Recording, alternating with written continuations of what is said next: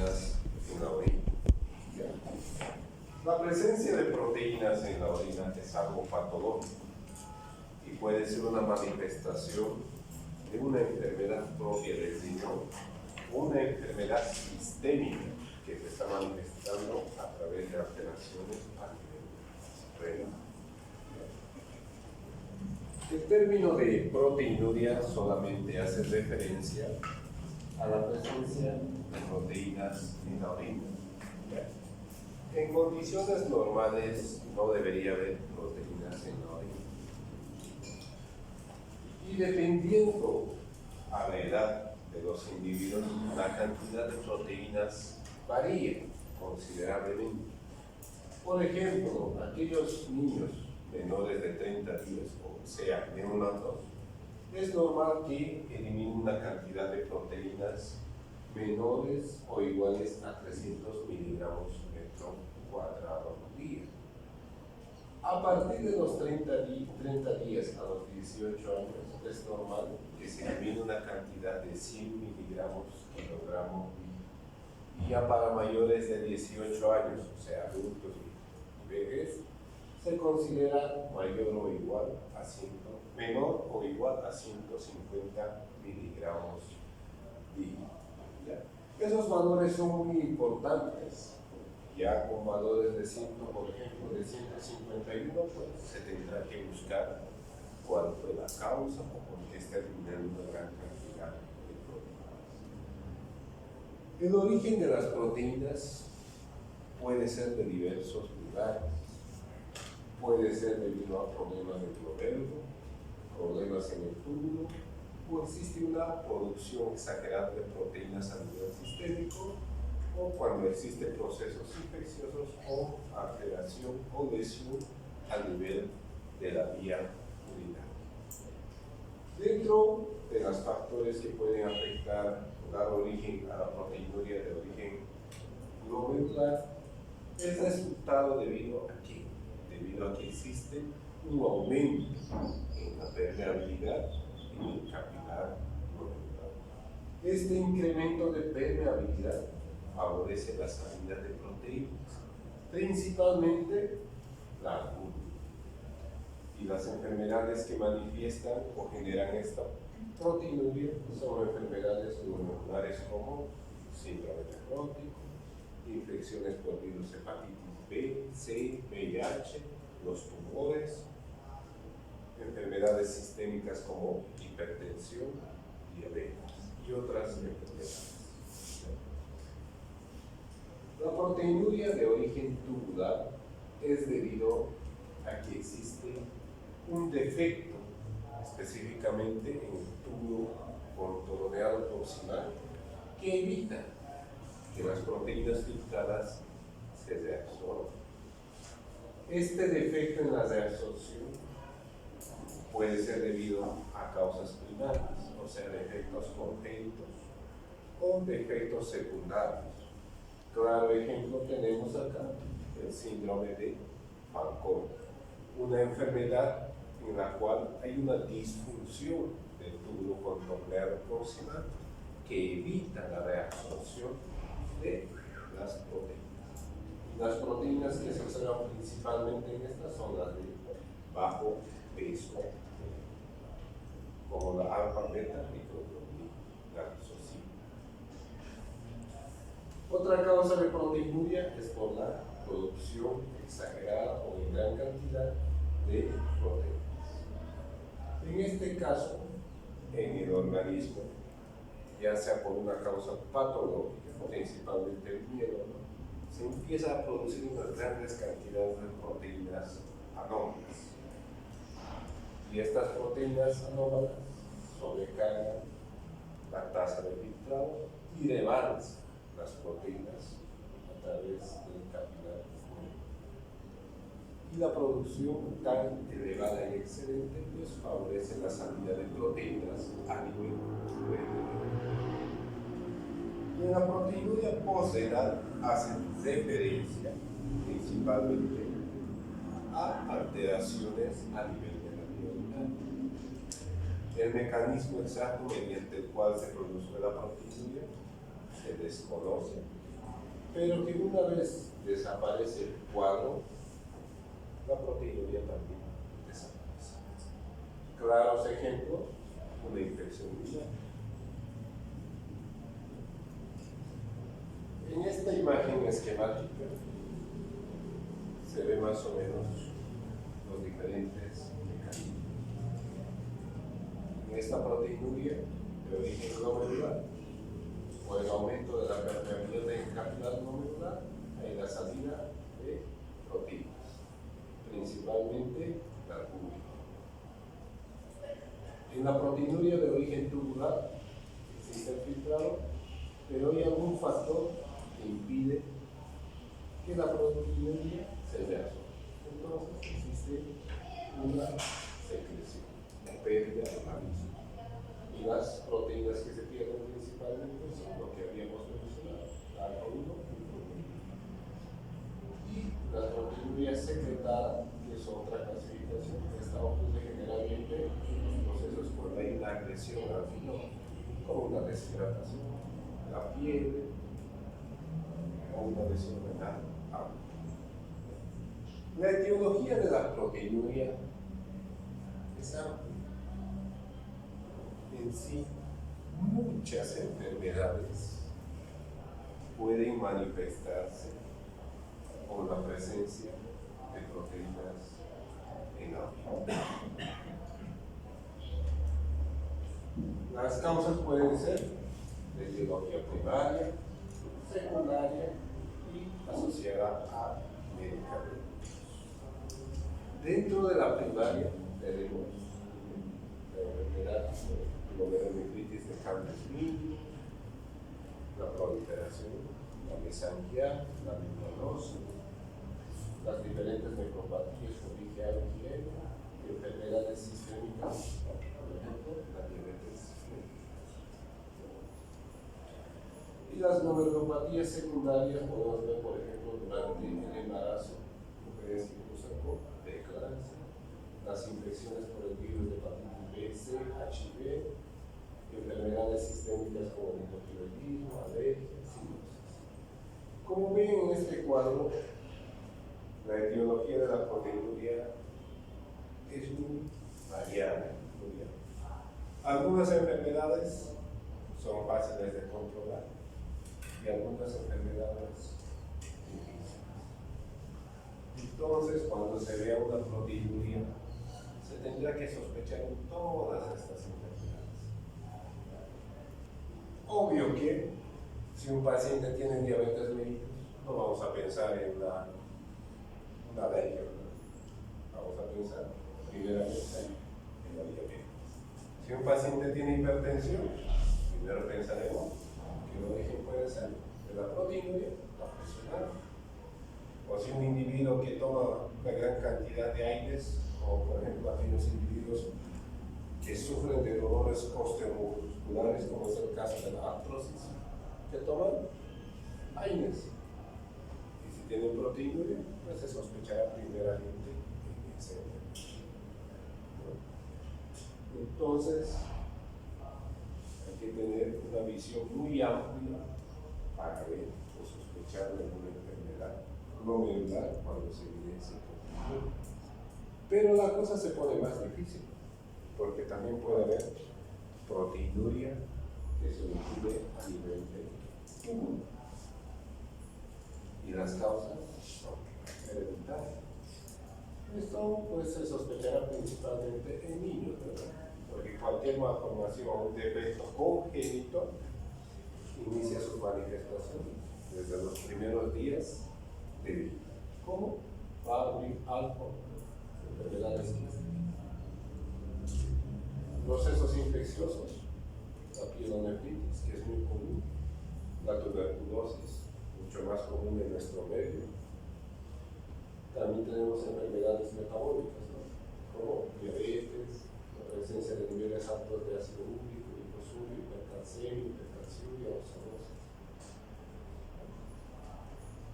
Algunas de estas enfermedades acá en Bolivia podemos diagnosticarlas, pero otras enfermedades no. Por ejemplo, claro ejemplo, tenemos la oxalosis, una existe el reactivo para determinar esa sustancia. Ahora, también podemos observar proteinuria de origen inmunológico, tóxico, anatómico y otras causas. Una característica muy importante de la proteinuria tubular es que esta proteinuria no llega a proteinurias nefróticas, o sea, proteinurias mayores o iguales a 3.5 gramos día, a diferencia de las proteinurias de origen glomerular que sí llegan a esos niveles de proteinuria. La detección de la proteinuria puede ser de diferentes maneras. Hay tanto métodos cuantitativos y métodos cualitativos. Dentro de los métodos cualitativos tenemos el más común, la tira reactiva, en el cual a la muestra de orina se coloca una tira reactiva y se pinta de colores. Y dependiendo de la intensidad del color, se determinará el grado de proteinuria. Algo muy importante recordar con respecto a la tira reactiva es que este método es muy subjetivo, porque para unos una cruz puede ser 2 cruces y para otros 2 cruces puede ser 3. Con que evidencien de que en el examen de orina la tira reactiva y la proteinuria es más que suficiente y se tendrá que estudiar el porqué. Pero también recuerden que nos puede dar falsos positivos y falsos negativos. Dentro de los falsos positivos, miren, si la orina está muy concentrada, muy alcalina, si existe piuria, bacteriuria, o sea, infecciones de vía urinaria, está usando medicamentos como la penicilina o el aseo genital se haya realizado con y en los falsos positivos o negativos será principalmente que la orina está muy diluida, la orina ácida. Entonces, para la detección de la proteinuria a través de este método vamos a tener que tener mucho cuidado. Y la interpretación se tendrá que hacer también con cuidado. Dentro de los métodos cuantitativos existen 2 maneras, que son las que se recomiendan actualmente. Uno es a través de la recolección de una muestra única de orina y otra a través de la recolección de orina de 24 horas. Obvio que la más accesible y la más cómoda va a ser esta. La recomendación es que se tiene que tomar la primera orina de la orina. Y en la orina de 24 horas, esta recolección de orina está dedicado exclusivamente para aquellos individuos que ya son continentes. ¿Ya? Y pues está limitada por las dificultades que nos puede llevar a recoger este tipo de muestra. A ver, si un paciente estuviera bajo ventilación mecánica, ¿cuál de las opciones ustedes tomarían para tomar la proteína? 24 horas. 24 horas. ¿Por qué? Porque tem um paciente aí, possivelmente já está sondado, tudo. Ya sin sondas, ¿no? Recuerden que la sonda es un cuerpo extraño. La sonda genera una respuesta inflamatoria local. Y cualquier proceso inflamatorio de la vía urinaria genera proteinuria. Entonces el dato que vaya a obtener no va a ser 100% idéntico, ¿o no?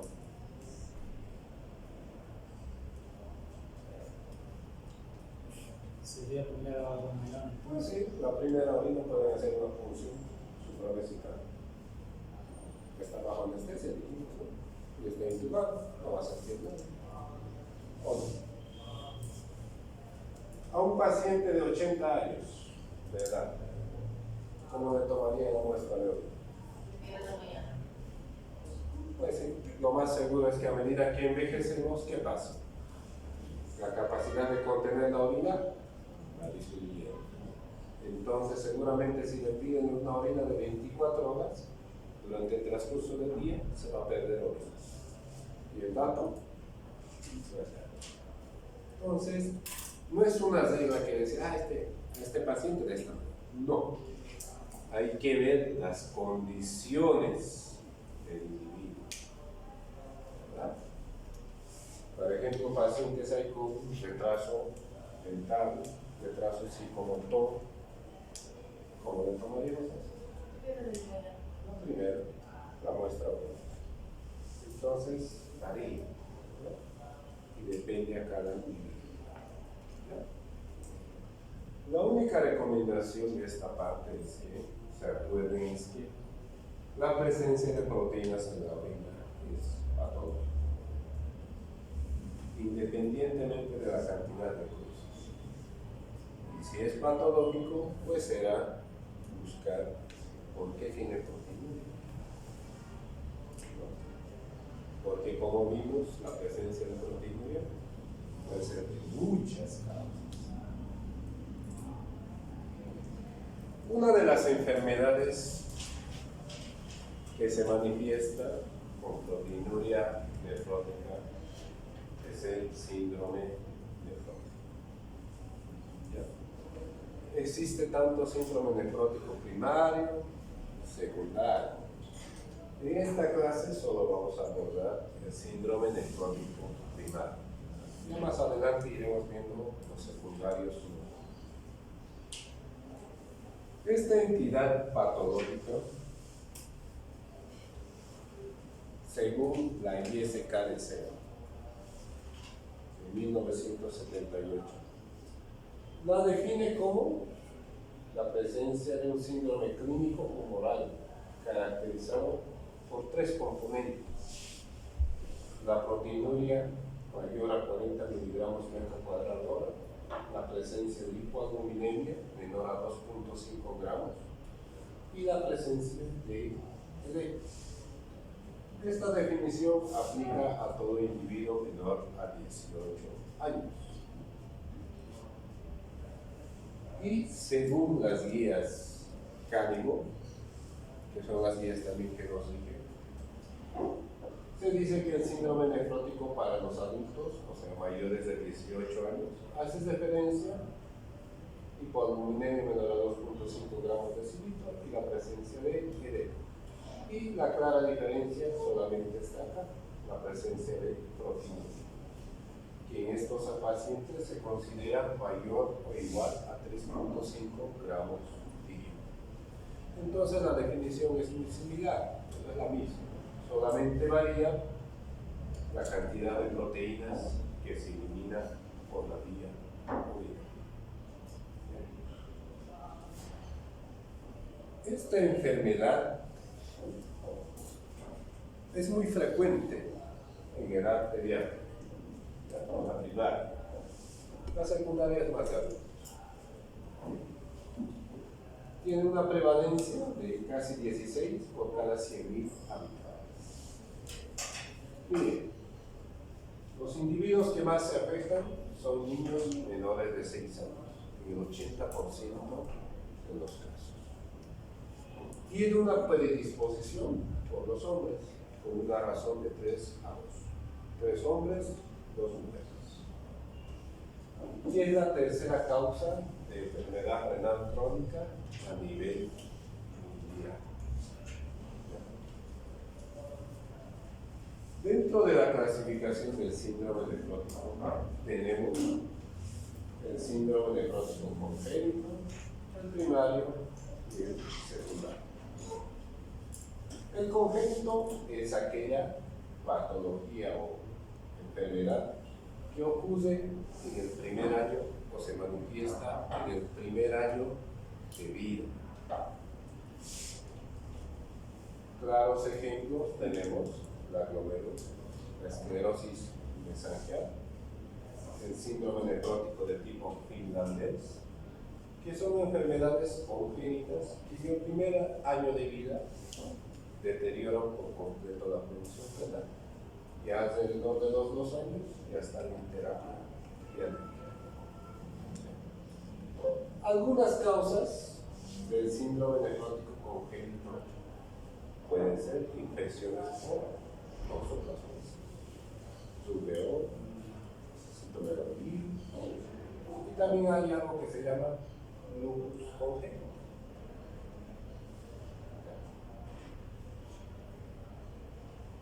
Es muy infrecuente, pero sí existe en nuestro medio.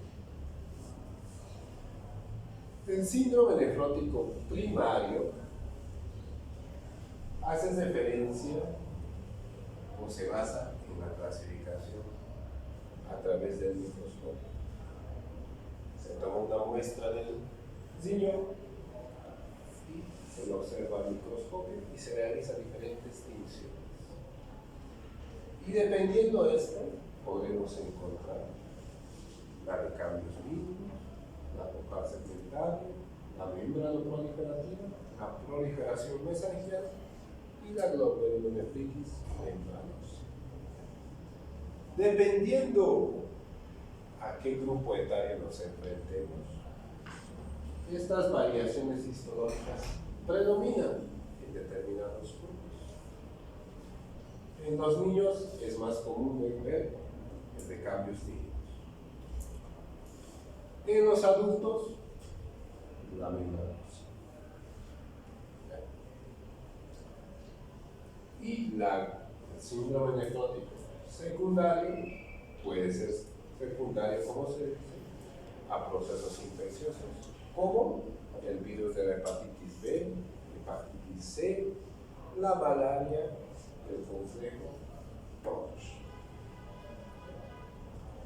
Secundario también enfermedades inmunológicas como el lupus eritematoso sistémico, la púrpura de Henderson, que son enfermedades muy frecuentes, sobre todo el lupus, que es una enfermedad muy común. Procesos oncológicos como los tumores sistémicos, como leucemia, linfoma, que también pueden causar síndrome. Medicamentos. Hay algunos medicamentos que usamos diariamente para el dolor, los hay para la presión, los inhibidores de la enzima convertidora de la uso de drogas recreativas, ¿no? La heroína, la cocaína, que se usa. Y entre otras entidades, dentro de los misceláneos tenemos la diabetes mellitus, la artritis reumatoide y la amiloidosis. Entonces, como pueden ver, la etiología es muy variada. Entonces, esta parte lo vamos a ver posteriormente. Entonces, nos vamos a dedicar solamente a esta parte.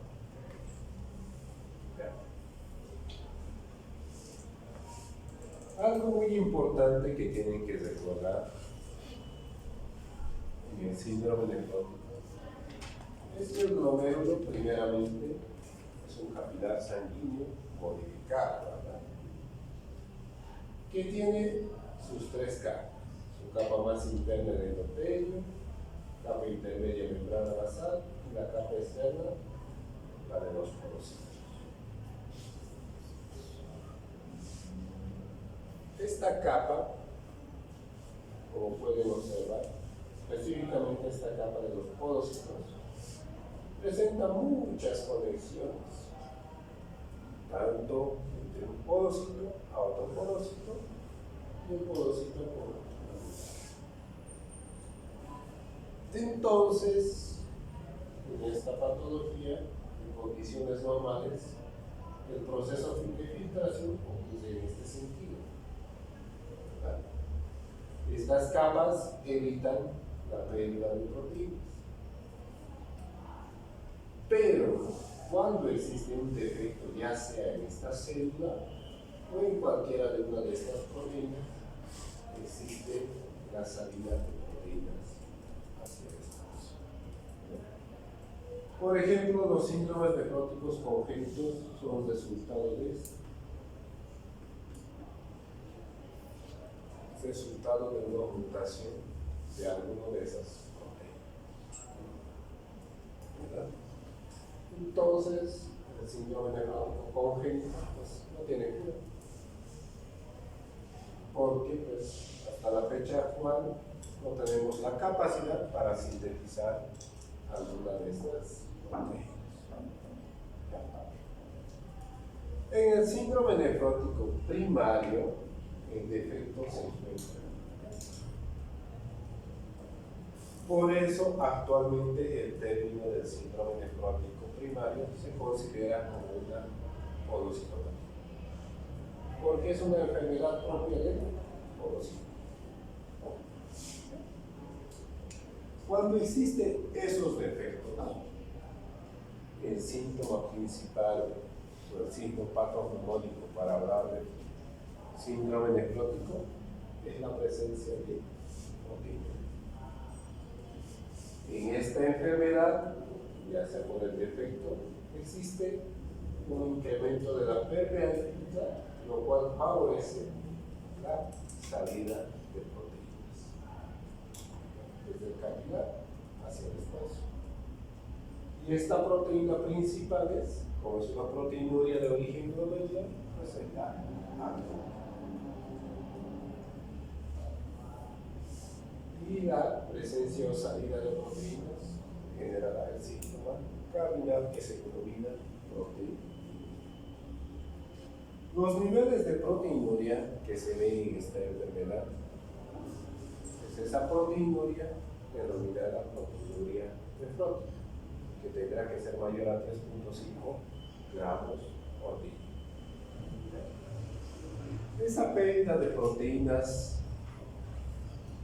a través de la orina causa cambios a nivel de la vasculatura sistémica. Recordemos que a nivel de un capilar sanguíneo, el movimiento de líquido se produce por diferencia de presiones, ¿verdad? Hay presiones que favorecen la salida y hay presiones que favorecen o evitan la salida de líquido.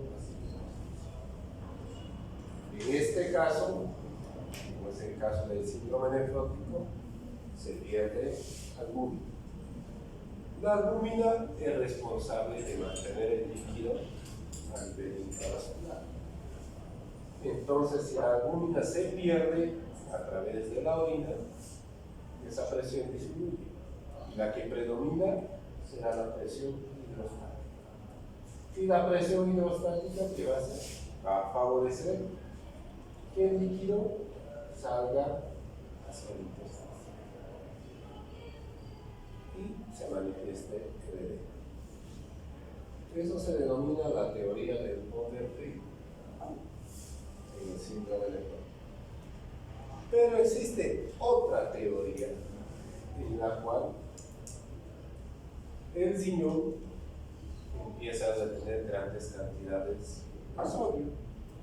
Y si se retiene sodio, se regenera. Esa es la teoría del overflow. Esa retención de sodio y agua va a elevar la presión hidrostática y va a generar ese desbalance que hay entre la presión hidrostática y la alcohólica. Entonces, predomina la presión hidrostática, pues, favorecerá la salida de agua hacia el intestino. Estas teorías que mencionamos acá son muy útiles en la práctica clínica. ¿Por qué? Porque dependiendo a cuál de las teorías predomina, el tratamiento varía. Por ejemplo, en la teoría del Overflow, el volumen circular está resumido. Y en la teoría del Overflow, el volumen circular está elevado. Entonces, en uno vamos a poder usar idénticos y en otro no. Otro de los síntomas muy comunes o muy frecuentes es la presencia de dislipidemia o hipercolesterolemia. Recordemos que los transportadores de los lípidos, ¿qué son? Proteínas.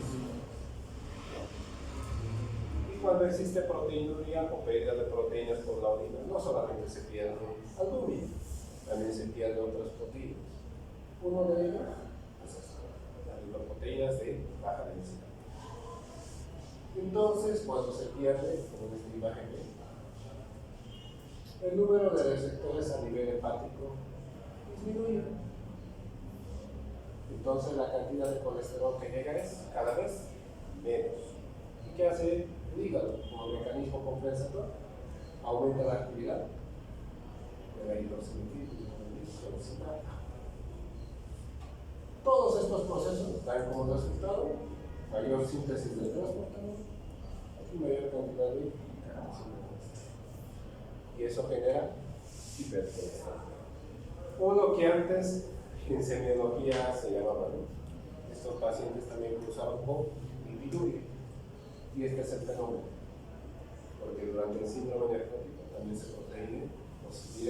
se pierden las proteínas transportadoras de grasa y algunas alianzas. Por eso se decía lipiduria. Las manifestaciones clínicas de estos individuos, ¿cuáles piensan que sean? ¿O por qué piensan que vienen estos individuos a la consulta? ¿Por qué vendrían? Aquejándose, ¿qué representaría? ¿Qué?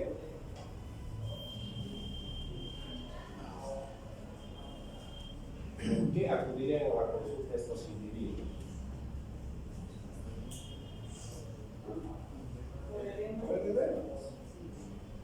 Porque de la noche a la mañana tiene una cara apagada. Ese es el motivo por el que vienen los individuos a la consulta estéril. Porque es el signo más llamativo y es lo que se ve a primera vista. No han debido escuchar, ¿no? Ahí a sus familiares o vecinos, te veo más hinchado. Y esa es la expresión común a nuestra. Pero el edema tiene ciertas características. Recordemos que hay edema de origen cardiogénico, hay edema de origen renal, hay edema de origen linfático, hay edema de origen hepático. Hay varios tipos de edema, ¿verdad?, que vieron en semiología.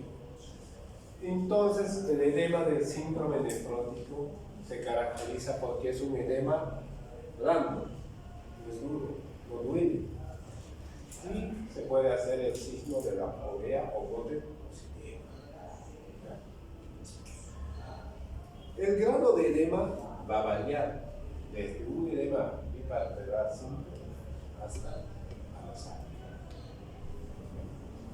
Y lo extraño es que la mayoría de nuestros pacientes llegan aquí, porque ya en este estado de alasaca ya tienen problemas para respirar, ya tienen otros problemas mucho más serios que comprometen la vida del individuo. Son individuos también que dejaron la vida, no porque les falta algo, sino que el líquido excedente está en otro espacio. La mayor parte de los individuos son normotensos y son un pequeño porcentaje de la presión. Existen muchos estudios que nos pueden orientar al diagnóstico de esta enfermedad. En un hemograma, si se pierde el líquido, la hemoglobina no se concentra, ¿no?, y nos da una falsa sensación de que está bien. Puede haber la presencia de leucocitosis, puede o no puede. Las plaquetas pueden estar normales o elevadas. La función renal dependerá del tiempo de evolución. Si vienen en etapas iniciales de la enfermedad, probablemente la función renal esté conservada. Pero si ya viene semanas, a veces hasta meses, lo más seguro es que va a estar bien alterado. El perfil de lípidos, pues ya vimos que el colesterol está elevado, el LDL está también general. Con respecto a los electrolitos, hay que tener mucho cuidado principalmente con el sodio y el calcio. Puede haber una hiponatremia, sí, y también puede haber una hipocalcemia.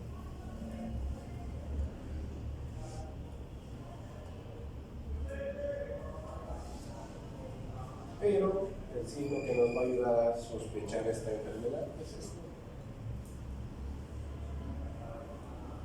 la presencia de proteínas en la orina. Lo que dijimos, la cantidad de cruces.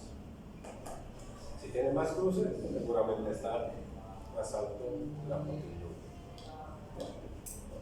Y la presencia de proteinuria, ya sea de 24 horas se lo realiza o tiene una muestra única de orina. El índice de proteinuria creatinina es un índice sencillo, fácil, cualquiera lo puede hacer. Se pide en un examen general de orina proteínas y creatinina y se realiza una simple división. Proteína, creatinina.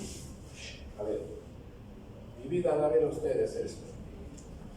Tiene 200 de proteínas en la orina y tiene una creatinuria de 20. ¿Cuántos hay? ¿Cuántos hay? 10. ¿Dónde queda? Mayor a 2. Entonces tiene una proteinuria prótica. Es un cálculo simple y fácil que se puede hacer en el consultorio, en la casa, donde sea. También otro estudio que no lo pusimos acá es la presencia de albúmina. Vimos que el síndrome nefrótico cursa con hipoalbuminemia. ¿Se puede solicitar estudios de imagen? Sí, ¿por qué no? Y el estudio inicial que solicitamos en nefrología, dijimos que era la ecografía. En la ecografía, lo más llamativo va a ser esto. ¿Cómo ven este señor? Enorme, ¿verdad? Hasta pareciera que fuera otro hígado. Eso es lo que ocurre. Nefromegalia o aumento del tamaño medio. Esto es un mecanismo compensatorio y recuerden que el edema no solamente ocurre en los tejidos, en las extremidades, ocurre en todos los tejidos del cuerpo. Por eso son individuos cuando tienen edema no tienen hambre, porque tienen edema intestinal, que es de esa sensación de plenitud. Y ese edema también se manifiesta en el riñón.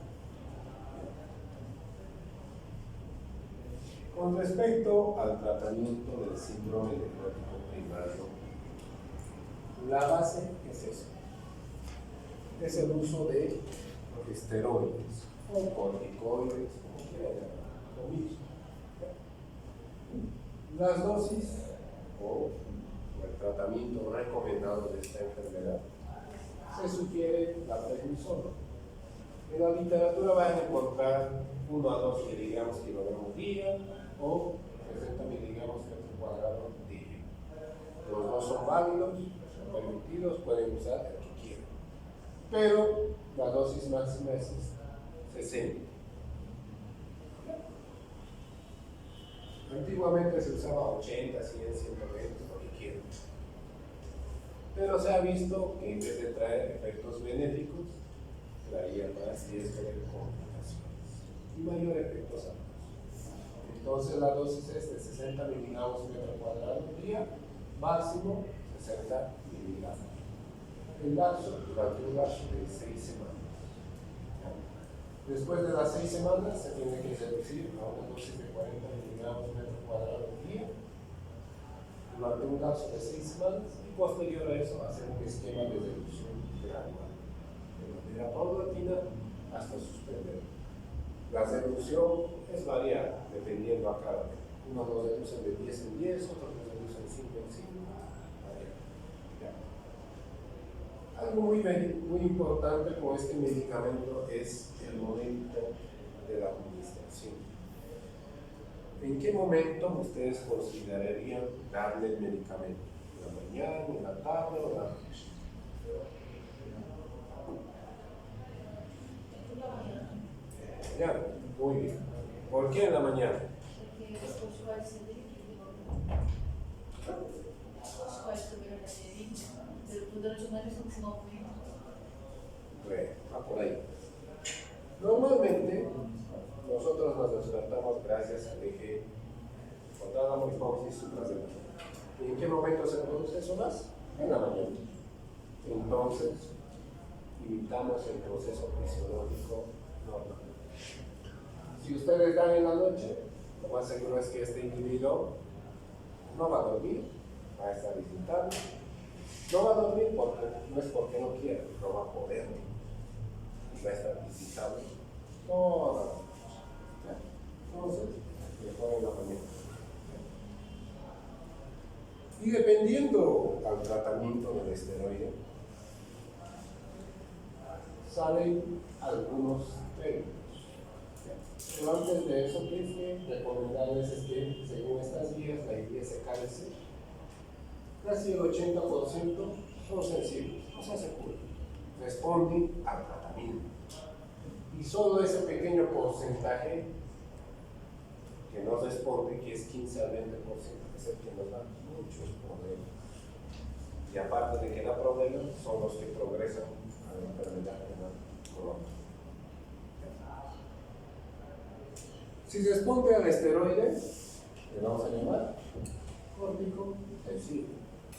Le diste el esteroide, remitió y hasta aquí llegó la enfermedad. Hay otro término que se llama córtico dependencia. Le diste esteroide, la enfermedad se apagó. Le bajas la dosis o le suspendes y se aparece la proteína. Significa que depende del esteroide. ¿Ya? Hay otro término, remisión parcial. O sea, significa que le diste el esteroide, el esquema completo del tratamiento, pero la proteinuria persiste. Persiste una proteinuria significativa. ¿Ya? Y la remisión total es que la proteinuria desapareció totalmente. No existe. Y dependiendo de esta respuesta, como también del momento de inicio de la enfermedad, hay indicaciones de biopsia renal. Porque no todos los pacientes van a responder. Y los que están en los hospitales pues son aquellos que no responden. Entonces, ¿cuándo vamos a hacer la biopsia renal?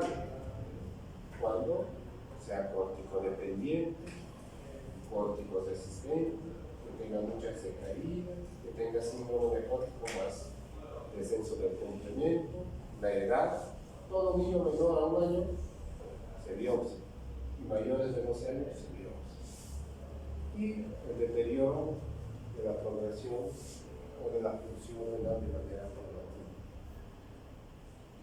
Hay enfermedades bien agresivas del síndrome nefrótico, como la glomerulonephritis rápidamente progresiva, que en 3 meses destruye totalmente el sistema. Si no se le sospecha o se le da un tratamiento agresivo desde el inicio. ¿Ya? Entonces, estas son las indicaciones de biopsia renal en un síndrome nefrótico. No existe otro. Y como cualquier otra enfermedad, se puede complicar. Y la complicación puede ser debido a la misma enfermedad o al uso del esteroide.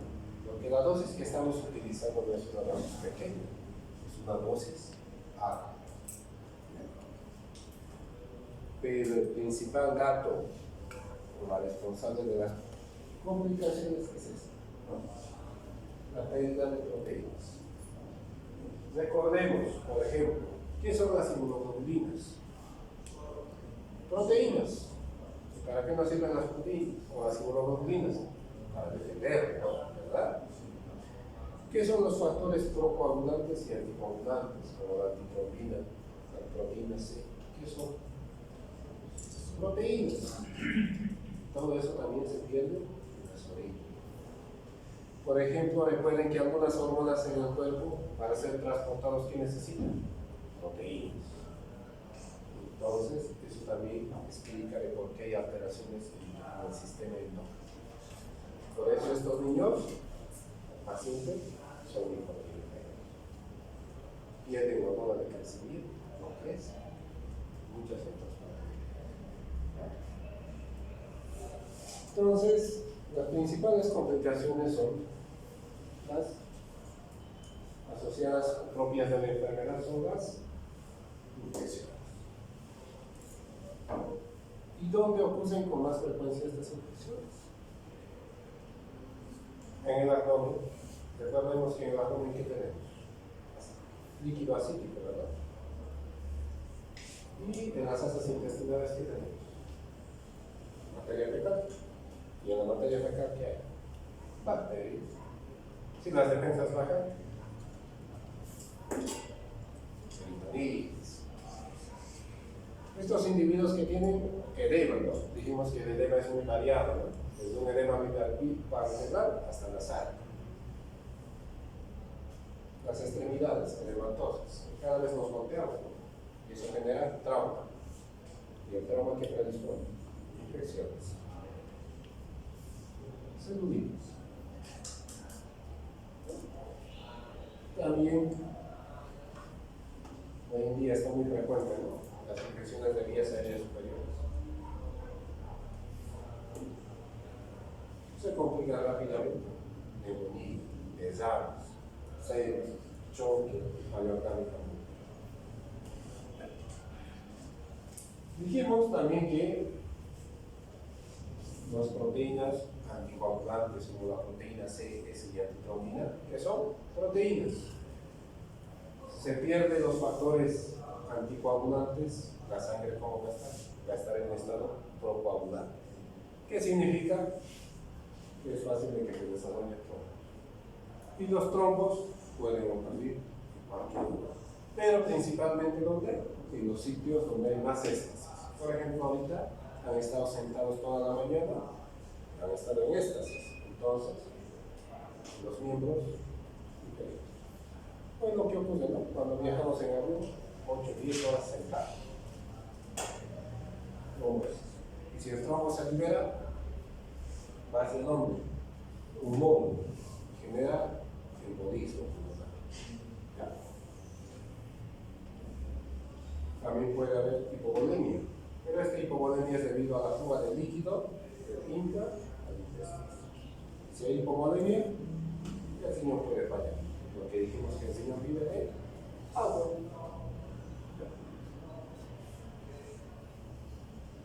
También mencionamos que utilizamos dosis bien altas del esteroide, ¿verdad? La dosis alta nos llevará pues al síndrome de Cushing. Aparte del uso de esteroides en esta enfermedad, se usan varios otros, como los inhibidores de la calcineurina, como la ciclosporina, el micofenolato. La ciclosporina tiene un efecto adverso principalmente con la toxicidad renal, el frutismo. El micofenolato genera principalmente supresión de la médula ósea y las alteraciones hormonales y minerales, dijimos que se pierde el transportador de las hormonas tiroideas, genera hipotiroidismo secundario, la pérdida de calcifiol, pérdida de enfermedades óseas, presencia de alteraciones metabólicas, principalmente hipocalcemia.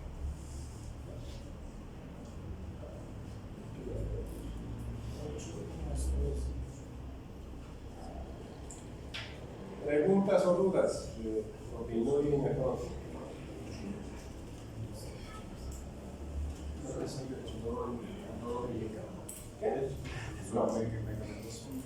El tratamiento de la hipertensión no existe desde Z de cocina. No existe. El tratamiento de la hipertensión depende de la causa de la presión. Si tu paciente tiene falla renal y usa vieja, pues estás muy mal. porque el IECA deteriora más la función renal. No se puede usar eso. Entonces, en cualquier paciente que curse con hipertensión, hay que ver el origen de la función. Por ejemplo, en la hipertensión primaria, el mecanismo fisiopatológico, ¿debido a qué? Debido a que se tensión mayor cantidad de agua o líquido. Entonces, por eso se utiliza en hipertensión primaria diurético. Por ejemplo, en la hipertensión por estrés, ¿qué vamos a usar? Porque también existe hipertensión por estrés. Algo que disminuye la frecuencia cardíaca. Porque cuando uno está hipertenso, ¿cómo está el corazón? Acá, cuando necesita un pecado. Si tienes hipertensión por sobrecarga de volumen, ¿qué puedes usar? O sea, mayor volumen de un cuerpo. Diurético o vasodilático. Entonces no existe como tal una receta. Tiene hipertensión y hay que dar esto.